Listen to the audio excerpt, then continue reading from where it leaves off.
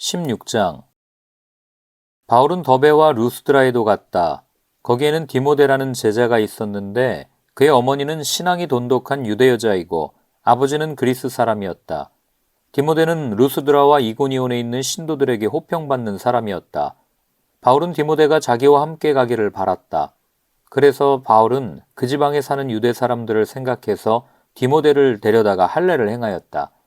그것은 디모데의 아버지가 그리스 사람이라는 것을 그들이 모두 알고 있었기 때문이다. 바울 일행은 여러 도시를 두루다니면서 예루살렘에 있는 사도들과 장로들이 정한 규정들을 사람들에게 전해주어서 지키게 하였다. 교회들은 그 믿음이 점점 더 튼튼해지고 그 수가 나날이 늘어갔다. 아시아에서 말씀을 전하는 것을 성령이 막으심으로 그들은 부르기아와 갈라디아 지방을 거쳐가서 무시아 가까이 이르러서 비두니아로 들어가려고 하였으나 예수의 영이 그것을 허락하지 않으셨다. 그래서 그들은 무시아를 지나서 드로아에 이르렀다. 여기서 밤에 바울에게 환상이 나타났는데 마게도니아 사람 하나가 바울 앞에 서서 마게도니아로 건너와서 우리를 도와주십시오 하고 간청하였다. 그 환상을 바울이 본 뒤에 우리는 곧 마게도니아로 건너가려고 하였다. 우리는 마게도니아 사람들에게 복음을 전하기 위하여 하나님께서 우리를 부르신 것이라고 확신하였기 때문이다. 우리는 드로아에서 배로 떠나서 사모드라게로 직행하여 이튿날 네아폴리로 갔고 거기에서 빌립보에 이르렀다. 빌립보는 마게도니아 지방에서 으뜸 가는 도시요 로마 식민지였다. 우리는 이 도시에서 며칠 동안 묵었는데 안식일에 성문 밖 강가로 나가서 유대 사람이 기도하는 처소가 있음직한 곳을 찾아갔다. 우리는 거기에 앉아서 모여든 여자들에게 말하였다. 그들 가운데 루디아라는 여자가 있었는데 그는 자색 옷감 장수로서 두아디라 출신이요 하나님을 공경하는 사람이었다. 주님께서 그 여자의 마음을 여셨으므로 그는 바울의 말을 귀담아 들었다. 그 여자가 집안 식구와 함께 세례를 받고 나서 나를 주님의 신도로 여기시면 우리 집에 오셔서 묵으십시오 하고 간청하였다. 그리고 우리를 강권해서 자기 집으로 데리고 갔다. 어느 날 우리가 기도하는 곳으로 가다가 귀신 들려 점을 치는 여종 한 사람을 만났는데 그는 점을 쳐서 주인들에게 큰 돈벌이를 해주는 여자였다. 이 여자가 바울과 우리를 따라오면서 큰 소리로 이 사람들은 지극히 높으신 하나님의 종들인데 여러분에게 구원의 길을 전하고 있다 하고 외쳤다. 그 여자가 여러 날을 두고 이렇게 하므로 바울이 귀찮게 여기고 돌아서서 그 귀신에게 내가 예수 그리스도의 이름으로 내게 명하니 이 여자에게서 나오라 하고 말하니 바로 그 순간에 귀신이 나왔다. 그 여자의 주인들은 자기들의 돈벌이 희망이 끊어진 것을 보고 바울과 실라를 붙잡아서 광장으로 관원들에게로 끌고 갔다.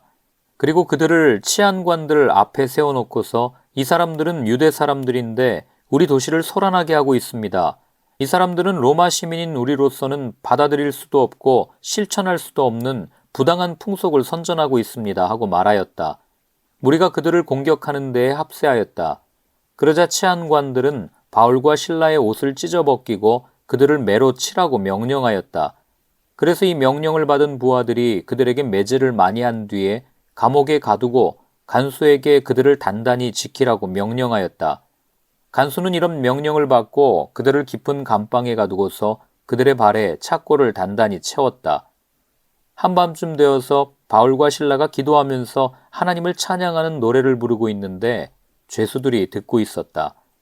그때 갑자기 큰 지진이 일어나서 감옥의 터전이 흔들렸다. 그리고 곧 문이 모두 열리고 모든 죄수의 수갑이며 착고가 풀렸다. 간수가 잠에서 깨어서 옥문들이 열린 것을 보고는 죄수들이 달아난 줄로 알고 검을 빼어서 자결하려고 하였다. 그때 바울이 큰 소리로 그대는 스스로 몸을 해치지 마시오. 우리가 모두 그대로 있어 하고 외쳤다. 간수는 등불을 달라고 해서 들고 뛰어들어가 무서워 떨면서 바울과 실라 앞에 엎드렸다. 그리고 그들을 바깥으로 데리고 나가서 물었다. 두 분 사도님, 내가 어떻게 해야 구원을 얻을 수 있습니까? 그들이 대답하였다. 주 예수를 믿으시오. 그리하면 그대와 그대의 집안이 구원을 얻을 것입니다. 그리고 하나님의 말씀을 간수와 그의 집에 있는 모든 사람에게 들려주었다. 그 밤 그 시각에 간수는 그들을 데려다가 상처를 씻어주었다. 그리고 그와 온 가족이 그 자리에서 세례를 받았다. 간수는 그들을 자기 집으로 데려다가 음식을 대접하였다. 그는 하나님을 믿게 된 것을 온 가족과 함께 기뻐하였다. 날이 새니 치안관들은 부하들을 보내어 그 두 사람을 놓아주라고 명령하였다. 그래서 간수는 이 말을 바울에게 전하였다. 치안관들이 사도님들을 놓아주라고 사람을 보냈습니다. 그러니 이제 나오셔서 평안히 가십시오. 바울이 그들에게 말하였다. 치안관들이 로마 시민인 우리를 유죄 판결도 내리지 않은 채 공공연히 때리고 감옥에 가두었다가 이제 와서 슬그머니 우리를 내놓겠다는 겁니까? 안 됩니다.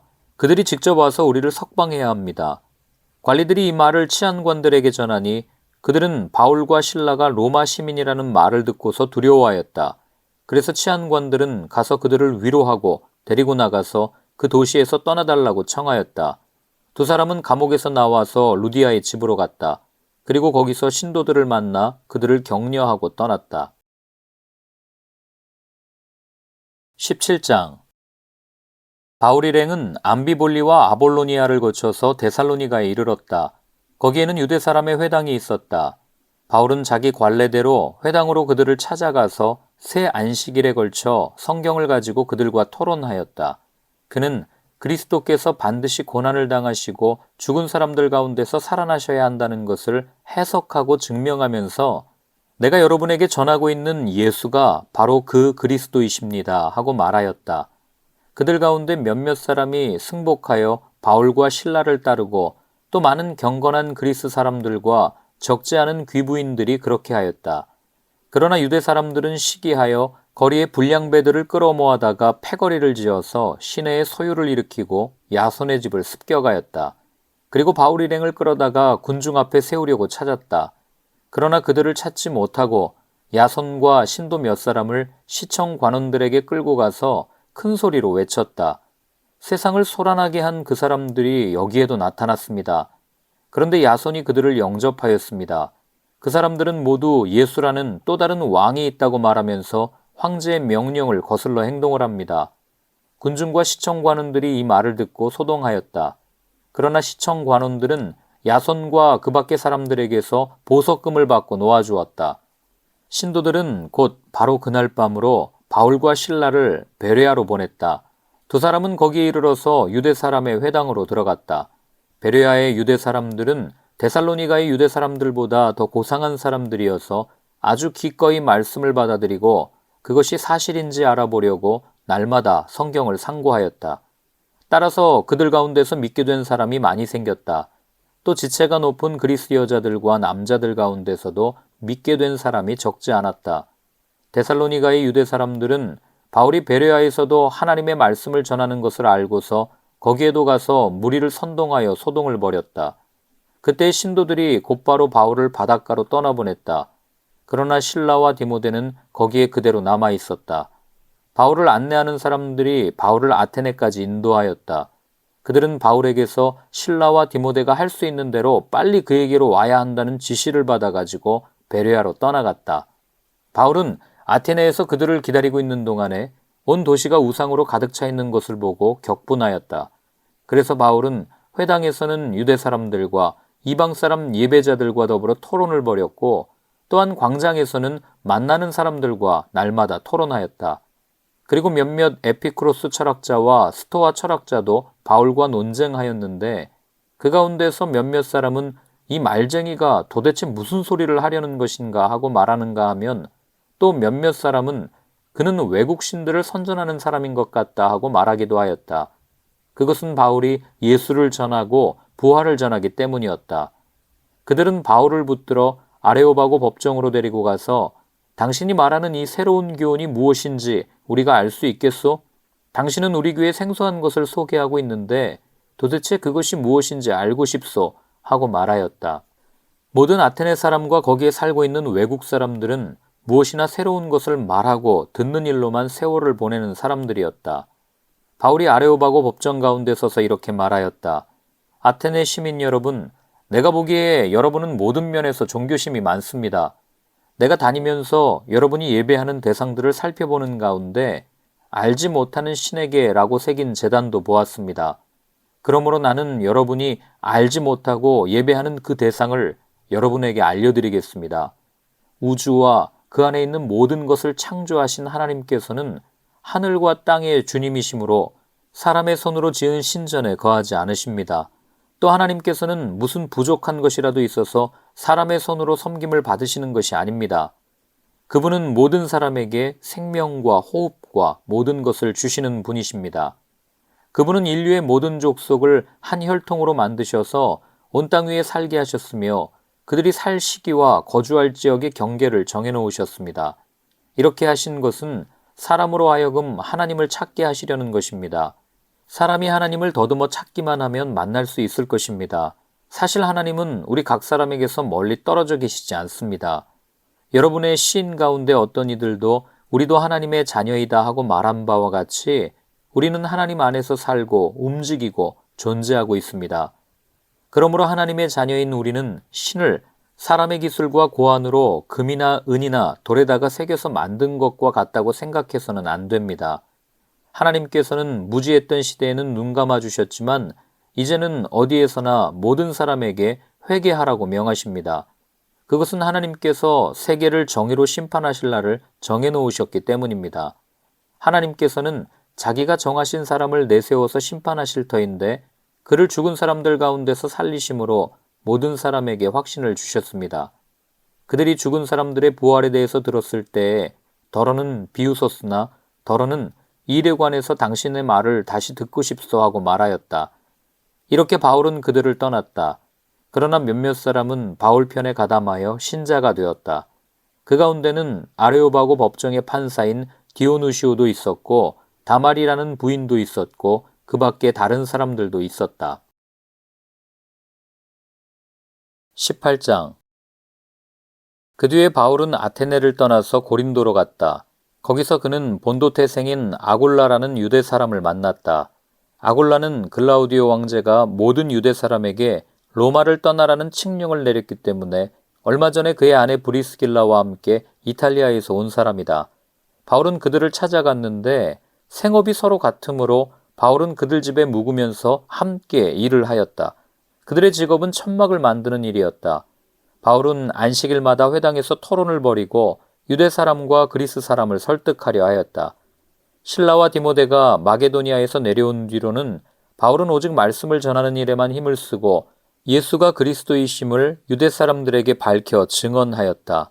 그러나 유대 사람들이 반박하고 비방함으로 바울은 그의 옷에서 먼지를 떨고서 그들에게 말하였다. 여러분이 멸망을 받으면 그것은 오로지 여러분의 책임이지 나의 잘못은 아닙니다. 이제 나는 이방 사람에게로 가겠습니다.